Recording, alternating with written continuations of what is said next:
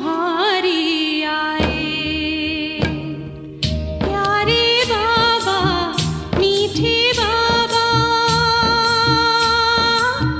याद तुम्हारी आए, याद तुम्हारी आए, प्यारे बाबा मीठे बाबा, याद तुम्हारी आए, याद तुम्हारी आए।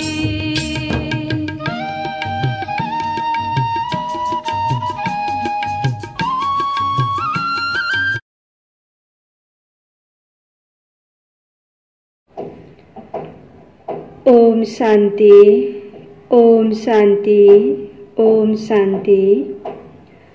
22/1/2021 को बाबा को साकार मुरली छ। मुरली को सार में छ, मीठे बच्चे तुम बाप के पास आए हो रिफ्रेश होने, बाप और वर्षे को याद करो तो सदा रिफ्रेश रहेंगे। बाबाले सारमा बताउनु कि हामी बाबाको पासमा आएका छौँ रिफ्रेस हुनको लागि। जब हामी बाबा र बाबाले दिने वर्षलाई याद गर्छौँ भने हामी सदा रिफ्रेस रहन्छौँ, हामी शान्त सुखी बन्न सक्छौँ। प्रश्नमा छ, समझदार बच्चों की मुख्य निशानी क्या होगी? बाबाले प्रश्नमा सोध्नुभयो कि जो समझदार बच्चा छ, समझदार बच्चों को मुख्य निशानी के हुन्छ? उत्तरमा छ, जो समझदार है उन्हें अपार खुशी होगी, अगर खुशी नहीं तो बुद्धू है। समझदार अर्थात पारस बुद्धि बनने वाले, वह दूसरों को भी पारस बुद्धि बनाएंगे, रूहानी सर्विस में बिजी रहेंगे, बाप का परिचय देने बिगर रह नहीं सकेंगे। तो बाबाले उत्तरमा बताउनु कि जो समझदार बच्चा छ, तो समझदार बच्चालाई अपार खुशी हुन्छ, अपार खुशीमा रहन्छ। अगर त्यो बच्चालाई खुशी छैन भन्ने बाबाले भन्दैछ कि त्यो बच्चा बुद्धु हो। तो समझदार अर्थात बाबाले भन्नुभयो कि पारस बुद्धि बन्नेवाला खुद पनि पारस बुद्धि बन्छ र अरूलाई पनि पारस बुद्धि बनाउनेको कार्य गर्छ। तो सदा रूहानी सर्विसमा नै बिजी रहन्छ, बाबाको परिचय दिन बिगर तो रहन सक्दैन। ओम शांति। बाप बैठ समझाते हैं, यह दादा भी समझते हैं, क्योंकि बाप बैठ दादा द्वारा समझाते हैं। तुम जैसे समझते हो वैसे दादा भी समझते हैं। त जसरी हामी सम्झिराखेका छौँ, ब्रह्मा बाबाले पनि शिव बाबाद्वारा नै सम्झिराख्नु भएको छ। सम्झेर नै उच्च पुरुषार्थ गरेर त्यो देवता पदलाई प्राप्त गर्नुभयो। त बाबाले पनि आएर हामी बच्चालाई त्यस्तै समझदार बनाइराख्नु भएको छ। जस्तो ब्रह्मा बाबाले कार्य गर्नुभयो, हामी बच्चाले पनि त्यस्तै कार्य गर्नु छ। दादा को भगवान नहीं कहा जाता, यह है भगवानुवाच। त ब्रह्मा बाबा भगवान हुनुहुँदैन, उहाँले पनि शिव बाबाद्वारा सुन्दै हुनुहुन्छ। त भगवानुवाच निराकार शिव बाबा हुनुहुन्छ। बाप मुख्य क्या समझाते हैं कि देही अभिमानी बनो। बाबाले हामीलाई मुख्य कुरा यही सम्झाइराख्नु भएको छ, देही अभिमानी बन, तिमी सदा आत्मा स्मृतिमा रहो। यह क्यों कहते हैं? क्योंकि अपने को आत्मा समझने से हम पतित पावन परम पिता परमात्मा से पावन बनने वाले हैं। यह बुद्धि में ज्ञान है, सबको समझाना है, पुकारते भी है कि हम पतित है, नई दुनिया पावन जरूर ही होगी। नई दुनिया बनाने वाला, स्थापन करने वाला बाप है। बाबाले नै नयाँ पावन दुनिया बनाइराख्नु भएको छ। जब हामी पतित पावन परमात्मालाई याद गर्छौं भने हामी पावन बन्छौं। बाबाले भन्छ यो ज्ञान तिम्रो बुद्धिमा छ। त यो पतितबाट पावन बनाउनेको यो कार्य स्थापना स्वयं भगवानले गर्दिनुहुन्छ, नयाँ दुनिया बनाउदिनुहुन्छ।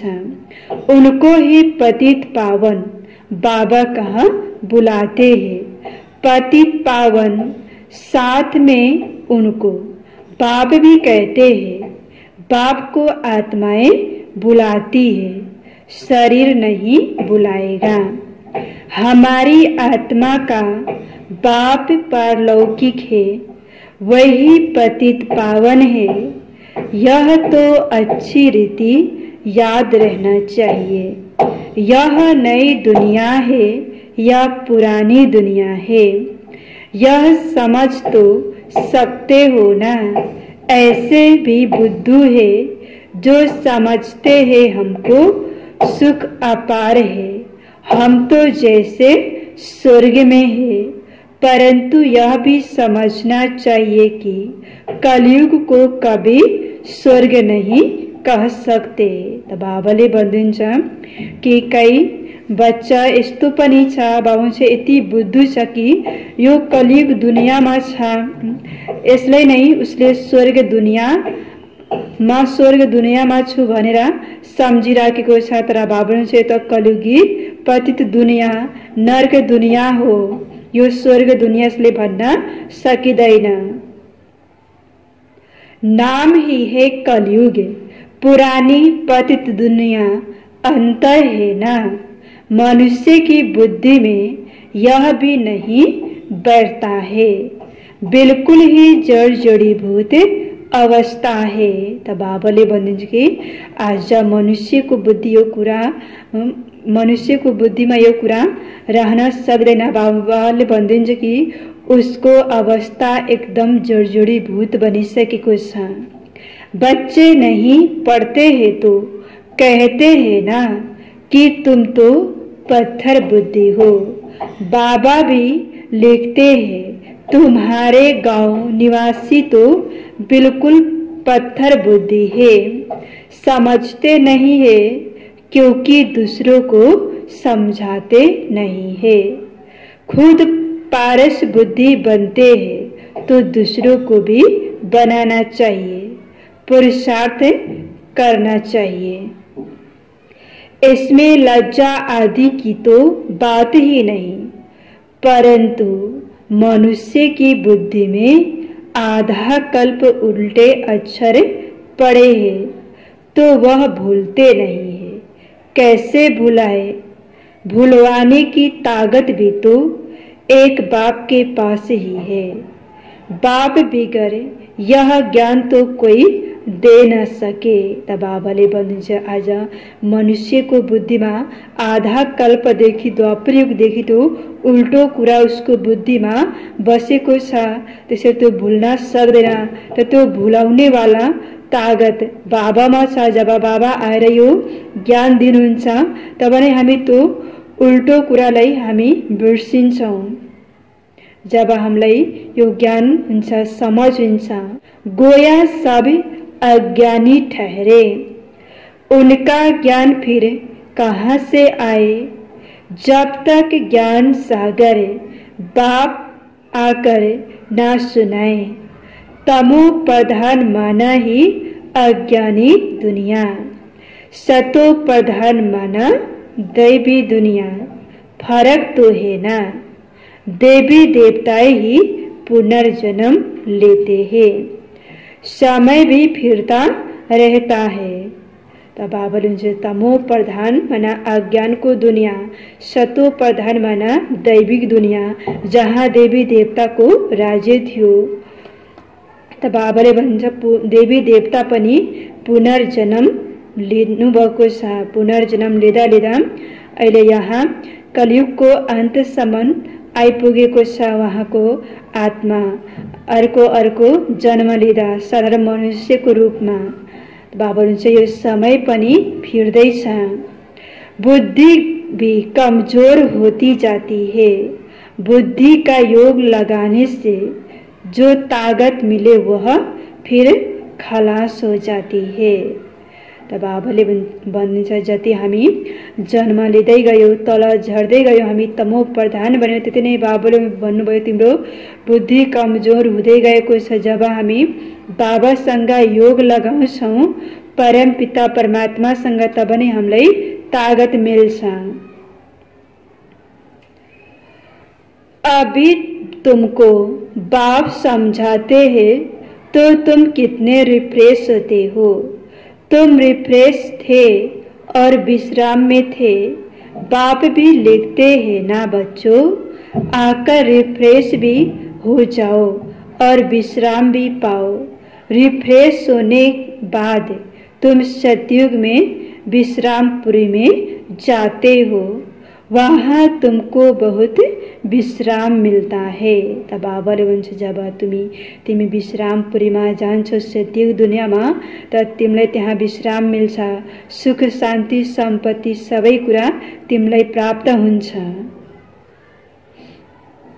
वहाँ सुख शांति संपत्ति आदि सब कुछ तुमको मिलता है। तो बाबा के पास आते हैं रिफ्रेश होने, विश्राम पाने। रिफ्रेश भी शिव बाबा करते हैं, विश्राम भी बाबा के पास होते लेते हो। विश्राम माना शांत, थक कर विश्रामी होते हैं ना। कोई कहाँ जाते हैं विश्राम पाने, उसमें तो रिफ्रेशमेंट की बात ही नहीं। यहाँ तुमको बाप रोज समझाते हैं तो तुम यहाँ आकर रिफ्रेश होते हो। त बाबाले भनिदिन्छ कि अरू ठाउँमा त रिफ्रेसको कुरै छैन। बाबा भन्छ कोही कहाँ जान्छ, तर त्यहाँ रिफ्रेसमेन्ट हुँदैन। तर यहाँ जब हामी बाबाको पासमा आउँछौँ भने बाबाले भन्छ तिमीलाई यहाँ एकदम रिफ्रेस मिल्छ, तिमीलाई शान्ति मिल्छ, सुख शान्ति सम्पत्ति सबै कुरा मिल्छ। याद करने से तुम तमो प्रधान से सतो प्रधान बनते हो। सतो प्रधान बनने के लिए ही तुम यहाँ आते हो, उसके लिए क्या पुरुषार्थ है। मीठे मीठे बच्चे बाप को याद करो। त बाबाले भन्नु कि सतो प्रधान बन्नको लागि हामी यहाँ बाबाको पासमा आएका छौँ, त उसको लागि हामीले के पुरुषार्थ गर्ने। हामी बच्चाले बाबालाई याद गर्छौँ भने हामी सतो प्रधान बन्छौँ। बाप ने सारी शिक्षा दी है, यह सृष्टि चक्र कैसे फिरता है, तुमको विश्राम कैसे मिलता है। और कोई भी यह बातें नहीं जानते तो उन्हों को भी समझाना चाहिए, ताकि वह भी तुम जैसा रिफ्रेश हो जाए। अपना फर्ज ही यह है सबको पैगाम देना, अविनाशी रिफ्रेश होना है, अविनाशी विश्राम पाना है। सबको यह पैगाम दो, यही याद दिलाना है कि बाप और वर्षे को याद करो। है तो बहुत सहज बात, बेहद का बाप स्वर्ग रचते हैं, स्वर्ग का ही वर्षा देते हैं। अभी तुम हो संगम युग पर, माया के शराब और बाप के वर्षे को तुम जानते हो। जब माया रावण का शराब मिलता है तो पवित्रता भी खत्म, सुख शांति भी खत्म, तो धन भी खत्म हो जाते हैं। कैसे धीरे धीरे खत्म हो जाता है। त बाबाले भनिदिन्छ कि तिमी अहिले संगम युगमा छौ, मायाद्वारा तिमीलाई श्राप मिल्छ र बाबाद्वारा हामीलाई वर्षा मिल्छ। त रावणले हामीलाई आधा कल्पदेखि श्राप दिँदै आएको थियो। त जो हामीमा पवित्रता सुख शान्ति थियो त्यो रावणको श्राप लग्नले बाबाले भन्नुभयो कि त्यो सुख शान्ति सम्पत्ति बाबाले भन्नुभयो सबै खत्म भएको छ। वह भी बाप ने समझाया है, कितने जन्म लगते हैं, दुख धाम में कोई विश्राम थोड़े ही होता है। सुख धाम में विश्राम ही विश्राम है। मनुष्य को भक्त कितना थकाती है। जन्म जन्मांतर भक्ति थका देती है, कंगाल कर देती है। यह भी अब तुमको बाप समझाते हैं। नए नए आते हैं तो कितना समझाया जाता है। हर एक बात पर मनुष्य बहुत सोच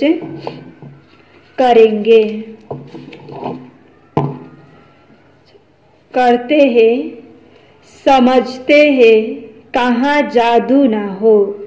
अरे तुम कहते हो जादूगर, तो मैं भी कहता हूँ जादूगर हूँ, परंतु जादू कोई वह नहीं है जो भेड़ बकरी आदि बना देंगे। जानवर तो नहीं है ना, यह बुद्धि से समझा जाता है। गायन भी है सूरमंडल के साज से। इस समय मनुष्य जैसे रीढ़ मिसल है।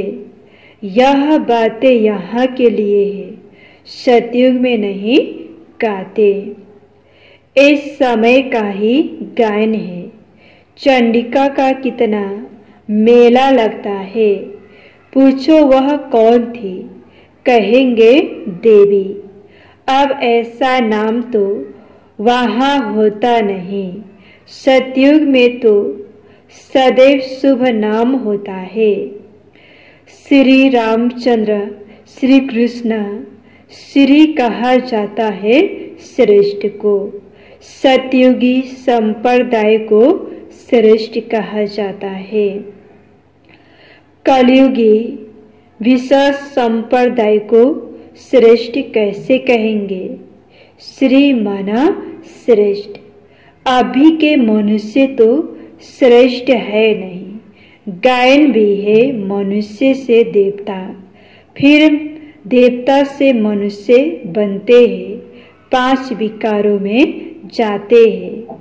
रावण राज्य में सब मनुष्य ही मनुष्य है। बाबाले भनिदिन्छ कि श्रीमाना श्रेष्ठ। त बाबा अनुसार आज मनुष्यले आफ्नो अगाडि श्री शब्दको प्रयोग गर्छ, तर बाबा अनुसार आज कोही पनि मनुष्य श्रेष्ठ छैन। त यो श्री शब्दको गायन बाबा अनुसार सिर्फ देवी देवताको मात्रै छ। त तिमी मनुष्यबाट देवता बन्दैछौ। जब 5 विकारको प्रवेशता हुन्छ त हामी साधारण मनुष्य बन्छौँ। त बाबाले भन्छ यो रावण राज्य हो। रावण राज्यमा सबै मनुष्य नै मनुष्य छ। वहाँ है देवताएं, उनको डीटी वर्ल्ड, इसको ह्यूमन वर्ल्ड कहा जाता है। त सतयुगमा देवी देवताको राज्य छ। यहाँ मनुष्य नै मनुष्य छ। बाबा मनुष्य को दुनिया हो। डीटी वर्ल्ड को दिन कहा जाता है, ह्यूमन वर्ल्ड को रात कहा जाता है।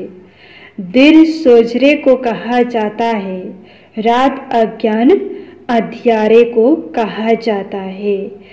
इस फर्क को तुम जानते हो। त बाबाले भन्छ कि आज यहाँ अज्ञानता को रात छ।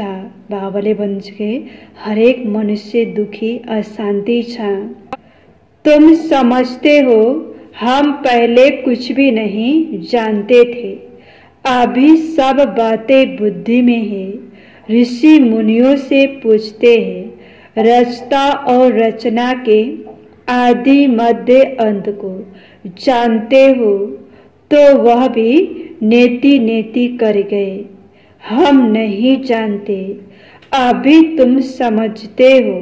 हम भी पहले नास्तिक थे, बेहद के बाप को नहीं जानते थे। त हामी पनि पहिला नास्तिक थियौँ, बेहदको बाबाले हामी जानेका थिएनौँ।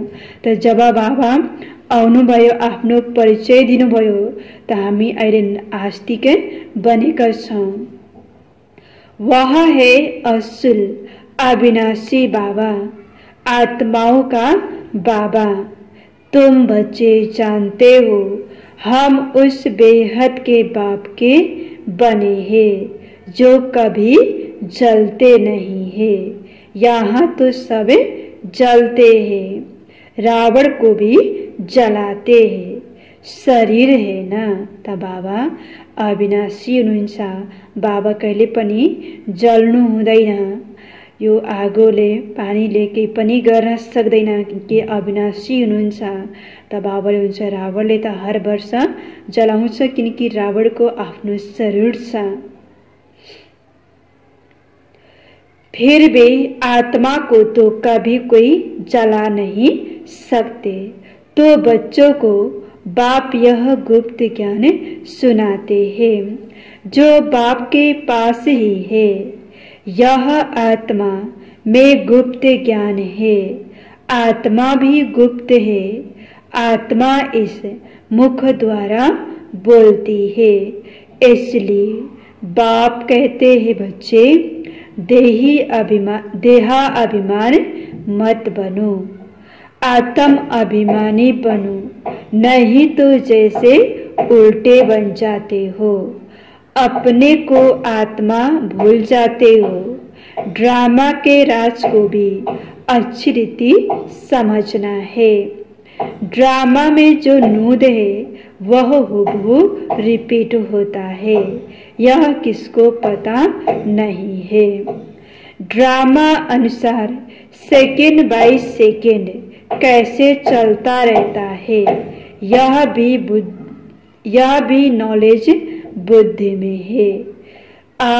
आसमान का कोई भी पार नहीं पा सकते, धरती का पा सकते हैं, आकाश सूक्ष्म है।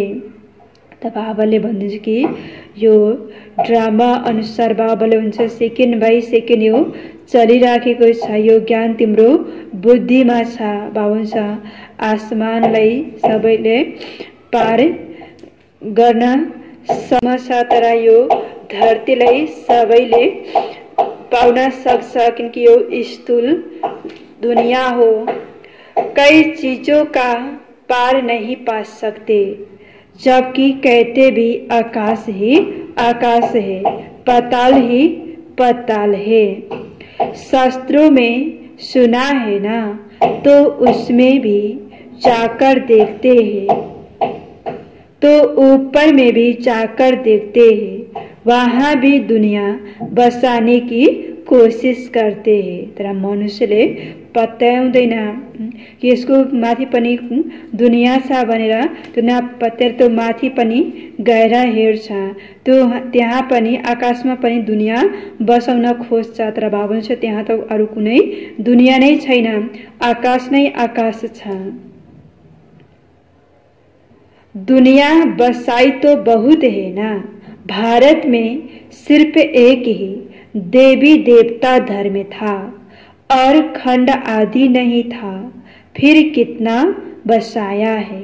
तुम विचार करो, भारत के भी कितने थोड़े टुकड़े में देवताएं होते हैं। जमुना का कंठ होता है, देहली परिस्थान थी, इसको कब्रिस्तान कहा जाता है। तब बाबा जब देवी देवता को राज्य थियो, तो दुनिया थियो, तब बाबा थोरै खण्ड थियो। तब बाबाले भन्छ अब तिमी विचार गरेको अब कति दुनिया बसाउने हो, कति टुक्रा टुक्रा यो दुनिया भारत भइसकेको छ। बाबाले भन्छ जो यहाँ परिस्थान थियो, स्वर्ग दुनिया थियो, बाबा भन्छ अहिले कब्रिस्तान बनिसकेको छ। यो जमुनाको कण्ठ थियो, अहिले बाबा हुनुहुन्छ सारा समुद्रलाई सुकाएर त्यो दुनियाँ बनाएको छ, सहर बनाएको छ। बाबा हुनुहुन्छ आज मनुष्य कति दुनियाँ बनाउन खोजेको छ। जहाँ अकाले मृत्यु होती रहती है, अमर लोग को परिस्तान कहा जाता है, वहाँ बहुत नेचुरल ब्यूटी होती है। तब हुन्छ अमर लोग परिस्तान स्वर्ग दुनिया, तब हुन्छ त्यहाँ एकदम नेचुरल प्राकृतिक सुन्दरता हुन्छ। त यहाँ त मनुष्य आर्टिफिसियल तो सुन्दरता गर्छ, सिंगार गर्छ। तर बाबा हुन्छ देवी देवता त एकदम ब्यूटी हुनुहुन्छ, नेचुरल ब्यूटी प्राकृतिक सुन्दरताले भरपूर हुनुहुन्छ। वहाँ कुनै सिंगार पटार गर्न पर्दैन। भारत को वास्तव में परिस्तान कहते थे। यह लक्ष्मी नारायण परिस्तान के मालिक है ना। कितने स्वभावना है, सतो प्रधान है ना। नेचुरल ब्यूटी थी। आत्मा भी चमकती रहती है। बच्चों को दिखाया था कृष्णा का जन्म कैसे होता है। सारे कमरे में ही जैसे चमत्कार हो जाता है। तो बाप बच्चों को बैठ समझाते हैं। अभी तुम परिस्तान में जाने के लिए पुरुषार्थ कर रहे हो। नंबरवार तो जरूर चाहिए। एक जैसे सब हो न सके विचार किया जाता है। इतनी छोटी आत्मा कितना बड़ा पाठ बजाती है। शरीर से आत्मा निकल जाती है तो शरीर का क्या हाल हो जाता है। त बाबाले भन्छ यति सानो आत्मामा कति ठुलो पाठ भरिएको छ। 84 जन्मको पाठ। त बाबा भन्छ त्यो शरीरबाट आत्मा निस्किने बित्तिकै बाबा भन्छ आत्माको शरीरको हाल के हुन्छ। त्यो शरीरको कुनै महत्व हुँदैन, कुनै काम हुँदैन आत्मा बिगर। सारी दुनिया के एक्टर्स वही पाठ बजाते हैं जो अनादि बना हुआ है। यह सृष्टि भी अनादि है। उसमें हर एक का पाठ भी अनादि है। उनको तुम वंडरफुल तब कहते हो जबकि जानते हो यह सृष्टि रूपी झाड़ है। बाप कितना अच्छी रीति समझाते हैं। ड्रामा फिर भी जिसके लिए जितना समय है उतना समझने में समय लेते हैं। बुद्धि में फर्क है ना। आत्मा मन बुद्धि सहित है ना, तो कितना फर्क रहता है। बच्चों को मालूम पड़ता है हमको स्कॉलरशिप लेने की है तो दिल अंदर खुशी होती है ना। यहाँ भी अंदर आने से ही एम ऑब्जेक्ट सामने देखने में आती है तो जरूर खुशी होगी ना। अभी तुम जानते हो यह बनने के लिए यहाँ पढ़ने आए हो, नहीं तो कभी कोई आ न सके। त बाबाले हुन्छ तिम्रो अगाडि एम अब्जेक्ट लक्ष्य छ त तिमीलाई जरुर खुसी छ। त त्यो बन्नको लागि नै हामी यहाँ आएका छौँ। मनुष्यबाट देवता बन्ने यो हाम्रो लक्ष्य छ। त मनुष्यबाट देवता बन्दैछौ भन्छ यो जरुर तिमीलाई खुसी हुनुपर्छ, नहीं तो कभी कोई आ न सके। यह है एम ऑब्जेक्ट। ऐसा कोई स्कूल कहाँ भी नहीं होगा जहाँ दूसरे जन्म की एम ऑब्जेक्ट को देख सके। तुम देख रहे हो यह स्वर्ग के मालिक है, हम ही यह बनने वाले हैं। हम अभी संगम युग पर है, ना उस राजाई के है ना इस राजाई के है। हम बीच में है, जा रहे हैं, खिवैया भी है निराकार, बोट भी है निराकार। त बाबा पनि निराकार हुनुहुन्छ, हामी आत्मा पनि निराकार छौं। बोट को खींचकर परम धाम में ले जाते हैं इनकार पुरियल, बाप इनकार पुरियल बच्चों को ले जाते हैं। त बाबा परमधामबाट आएर त्यो परमधाममा निराकारी दुनियाँमा हामी निराकारी आत्मालाई बाबाले लिएर जानुहुन्छ। बाप ही बच्चों को साथ ले जाएंगे। यह चक्र पूरा होता है, फिर हुबहू रिपीट करना है। एक शरीर छोड़ दूसरा लेंगे, छोटा बनकर फिर बड़ा बनेंगे। जैसे आम की गुठली को जमीन में डाल देते हैं तो उनसे फिर आम निकल आएंगे, वह है हद का झाड़। यह मनुष्य सृष्टि रूपी झाड़ है। इनको वैरायटी झाड़ कहा जाता है। सतयुग से लेकर कलयुग तक जब सब पाठ बजाते रहते हैं, अविनाशी आत्मा 84 के चक्र का पाठ बजाती है।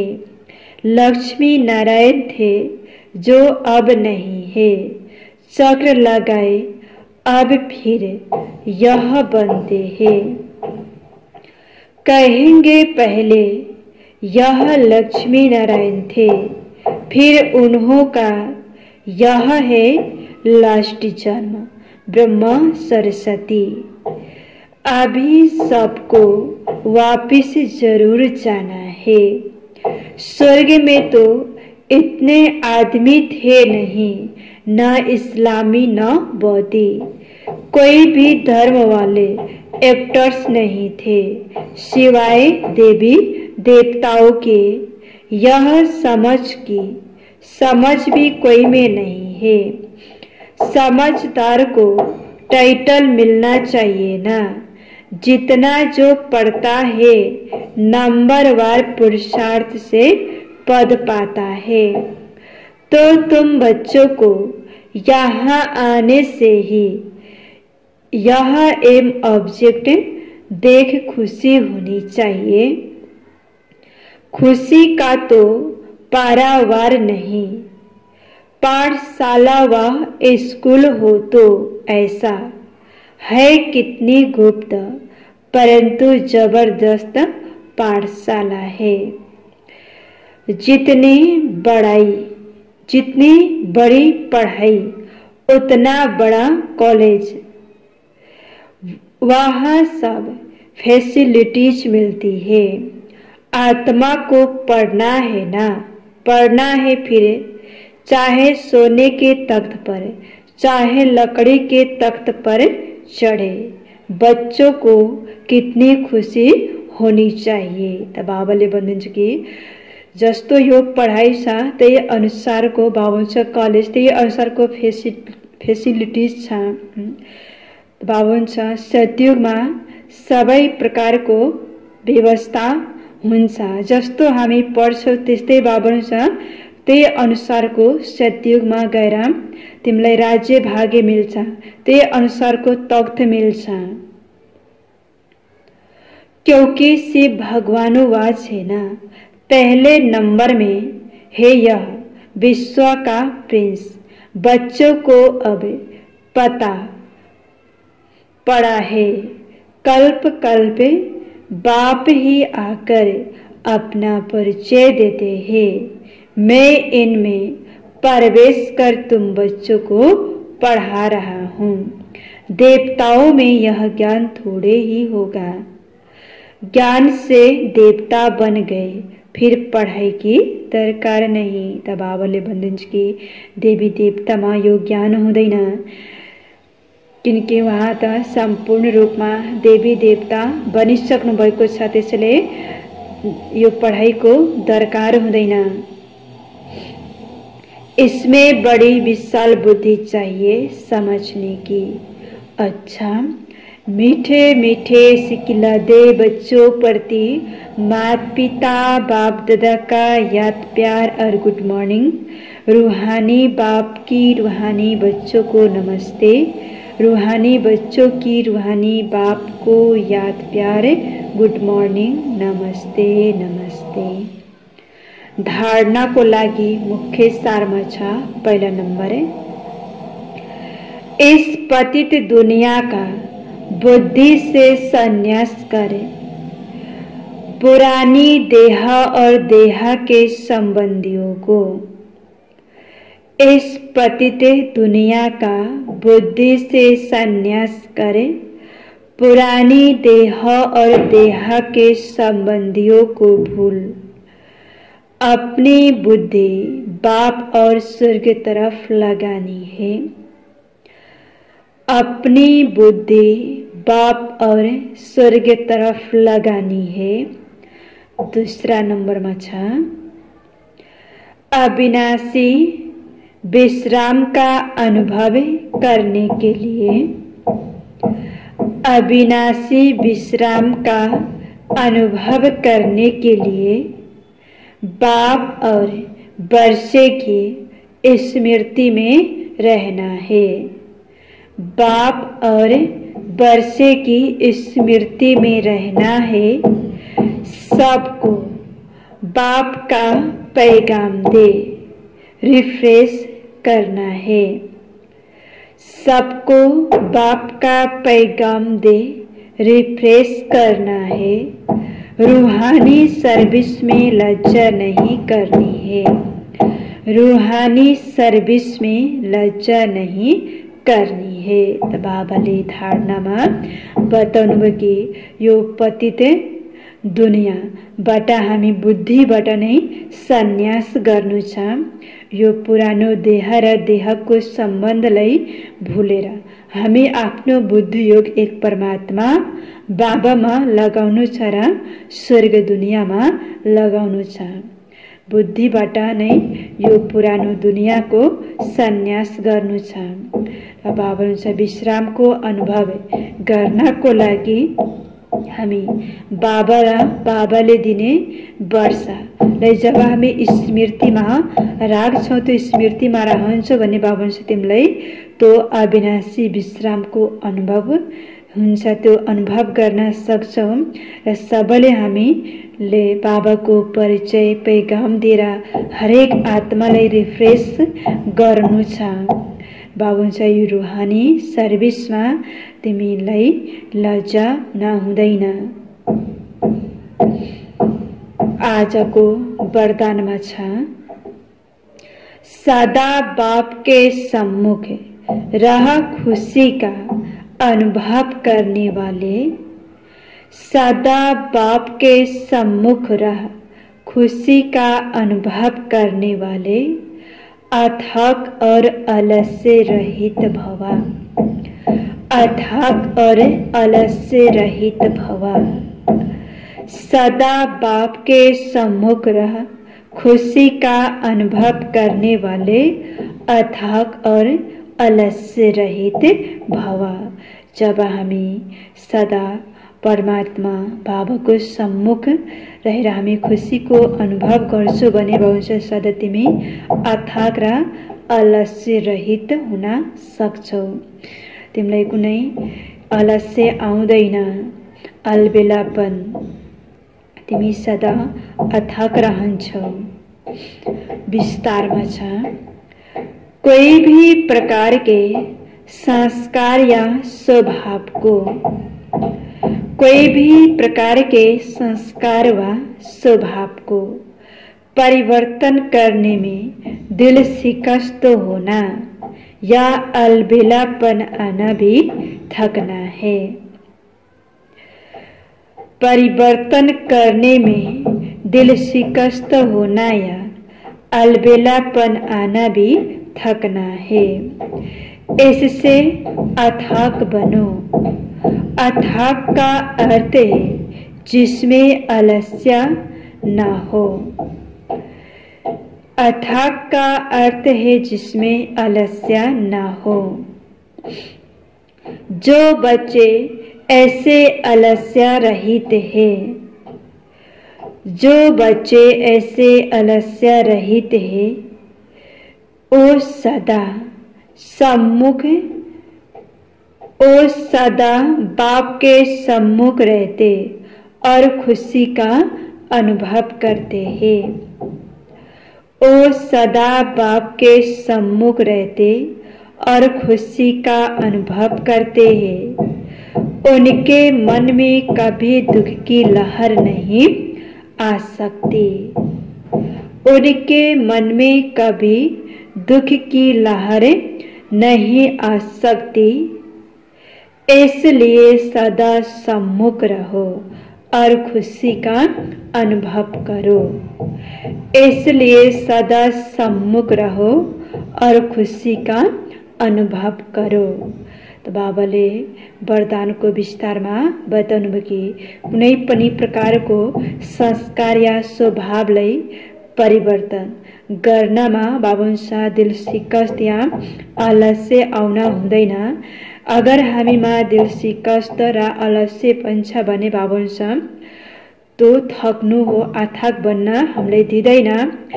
अथाकको अर्थ बाबुन्सा कुनै पनि रमा बाबुन्सा आलस्य नहोस्, आलस्य रहित जो छ तो नै बाबाले भन्नुभयो कि सदा हम बाबाको सम्मुख रहन सक्छ र खुसीको अनुभव गर्छ। उसको मनमा कहिले पनि दुःखको लहर आउँदैन।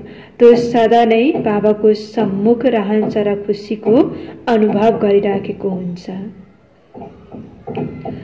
स्लोगनमा छ, सिद्धि स्वरूप बनने के लिए हर संकल्प में, सिद्धि स्वरूप बनने के लिए हर संकल्प में पुण्य और बोल में दुआएं जमा करते चलो।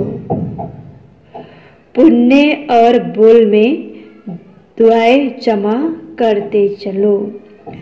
सिद्धि स्वरूप बनने के लिए हर संकल्प में पुण्य और बोल में दुआएं जमा करते चलो।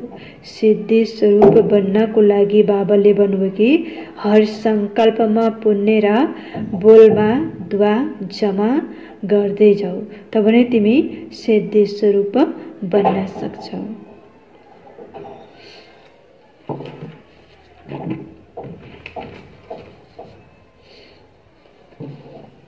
मुरलीको सारमा थियो, मीठे बच्चे तुम बाप के पास आए हो रिफ्रेश होने।